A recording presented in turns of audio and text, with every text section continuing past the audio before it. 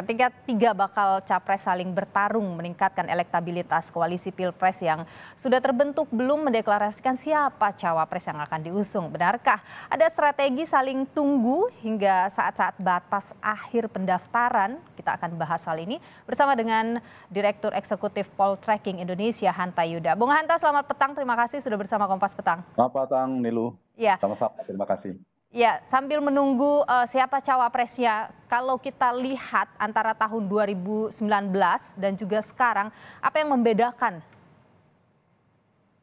Tentu saja berbeda, karena 2019 adalah pemilu di mana ada incumbent.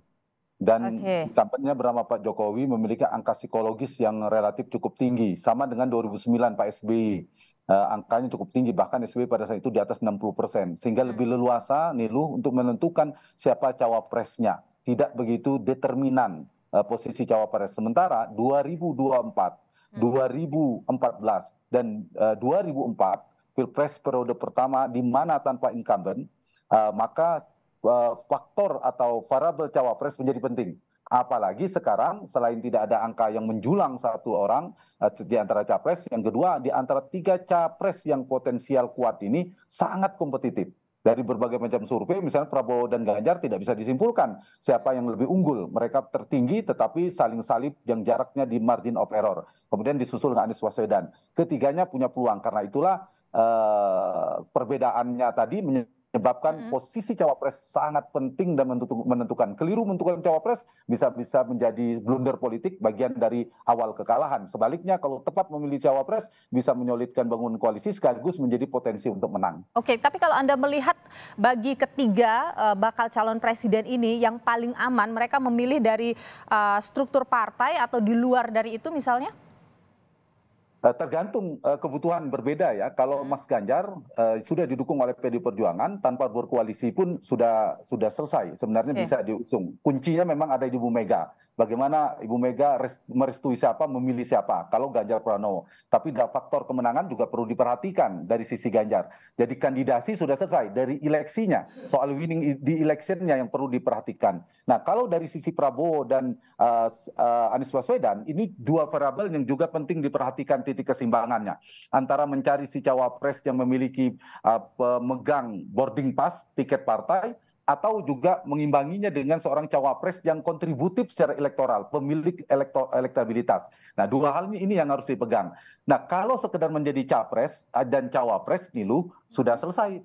Pak Prabowo dengan Caimin tinggal deklarasikan, Mas Anies dengan AHY, Mas AHY sudah dideklarasi sudah bisa. Tetapi menurut saya tidak cukup menjadi kandidat, tapi mereka juga harus mengkalkulasi potensi kemenangan. Karena itu menurut saya kalau melihat potensi kemenangan harus dilepaskan, bukan soal partai dan non partai. Dan kemungkinan dari data-data tadi survei kita lihat adalah figur-figur non partai tampaknya relatif lebih lebih kompetitif secara elektoral, secara elektabilitas. Tetapi di saat yang sama harus punya akseptabilitas, tingkat penerimaan dari partai politik, dari pemilik boarding pass. Anies dari non partai barangkali bisa mempertimbangkan antara AHY dan Khofifah, tapi AHY dari partai bisa lebih oke karena non partai dan partai. Kalau Prabowo dari partai politik mungkin dari non partai akan lebih dominan dipertimbangkan. Yang menguat saya lihat antara Caimin ya, pemegang boarding pass, dan Erick Thohir belakangan disebutkan juga yang dari non partai. Nah, mungkin dari non partai bagi Prabowo mungkin akan lebih dipertimbangkan. Tapi kalau melihat situasinya sekarang di partai politik dan juga koalisi yang bergerak begitu, Anda melihat mungkinkah partai-partai koalisi itu akan menerima kalau ternyata itu di luar dari partai politik?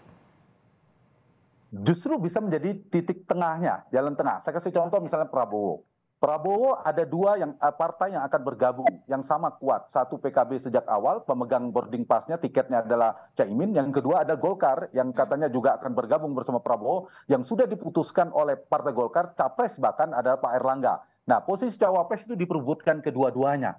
Nah, bisa jadi keduanya bukan menjadi pilihan, jalan tengahnya karena sama-sama bertarung untuk mendapatkan insentif elektoral berupa kotel efek ekor jas, maka mereka menyerahkan akhirnya kepada non partai kalau begitu. Nah, di sini posisi non partai menjadi salah satu variabel solusi jalan tengah bagi Prabowo, tapi di saat yang sama bukan segera non partai, tapi dia juga harus komplementer untuk melengkapi Prabowo dari sisi elektoral, dan juga kalau terpilih dari sisi governability. Ini yang saya kira menjadi faktor. Kemudian di Pak Anies misalnya, variabel non partai ini agak dominan karena begitu beda dengan Prabowo satu partai sudah cukup. Kalau di Anies itu butuh 3 partai. Nah, di sana kuncinya apakah Nasdem yang tetap harus menginginkan Kofifa atau ternyata mengalah akhirnya Pak SBY dan Demokratnya menginginkan AHY.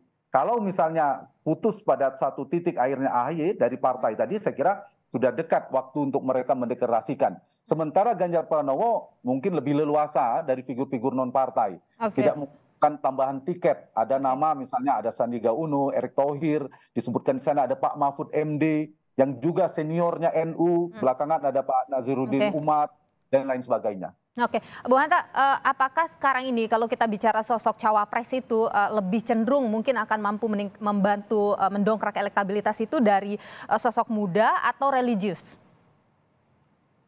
Tergantung pada ukuran dari sisi ini ya, data elektoralnya dan profil si capresnya. Keduanya penting. Misalnya dari sisi Pak Prabowo yang beliau adalah tokoh senior, maka untuk menyasar pemilih muda, milenial itu menjadi penting bagi seorang Prabowo ketimbang Ganjar dan Anies Baswedan. Nah, Anies misalnya kelompok religius dia cukup kuat misalnya di kelompok Islamis perkotaan. Meskipun bisa mencari dari sisi tokoh nasionalis, tapi juga dari basis Islamis tradisionalis seperti NU. Jadi ini tergantung kebutuhannya. Yang sifatnya komplementer. Kalau saya ditanya apakah dua-duanya penting, penting kedua-duanya. Yang penting dia melengkapi. Misalnya Pak Prabowo sudah militer, wakilnya jangan militer dong, berarti harus sipil. Pak Ganjar dan Pak Anies bisa dua opsi, sipil atau militer.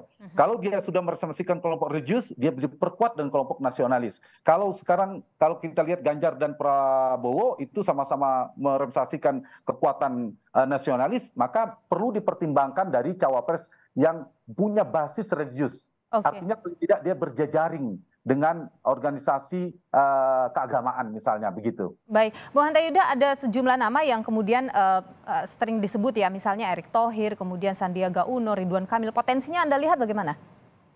Dari elektabilitas saya setuju mereka ada nama-nama yang potensial yang akan saya kira dibidik oleh para capres-capres itu. Dari nama, bahkan nama yang disebut oleh Nilu adalah nama-nama yang disebutkan oleh Pak Jokowi kan, namanya Erick Thohir, Sandiaga Uno, Ridwan Kamil dan seterusnya, Pak Mahfud. Nah, ini saya kira saya jawab pertanyaan yang tadi pertama saya disampaikan tadi, yaitu apakah ada bedanya 2014, 2024 mendatang. 2024 ini faktor elektabilitas penting, maka nama-nama yang tadi disebutkan saya kira akan dibidik, akan dipertimbangkan. Kecuali ketiga-tiganya memilih nama misalnya seperti Pak Maruf Amin, seperti Pak Budiono yang tidak terlalu penting dari sisi elektabilitas. Ya, semuanya berani. Tapi kalau saling menunggu satu tiba-tiba mengeluarkan punya potensi elektabilitas, mereka akan mengeluarkan dari sisi elektabilitas. Nah, dari dua itu pilihannya apakah dari basis dia sendiri yang akan dimaksimalkan pilihan opsinya atau mencari basis lawan untuk memecah basis lawan. Ditambah tadi Nilu bilang saling melengkapi tadi, faktor NU menjadi penting ya, terutama Pak Prabowo dan Mas Ganjar. Yang kedua, faktor Pak Jokowi. Siapa cawapres yang merepresentasikan figur Pak Jokowi yang memiliki terasosiasi kuat Pak Jokowi. NU, Jokowi. Yang ketiga, teknokrat ya, karena mereka dari kelompok politisi semua dan kelompok sipil. Baik, Bung Hanta Yuda, Direktur Eksekutif Poltreking Indonesia. Terima kasih sudah berbagi pandangan di Kompas Petang. Sehat selalu.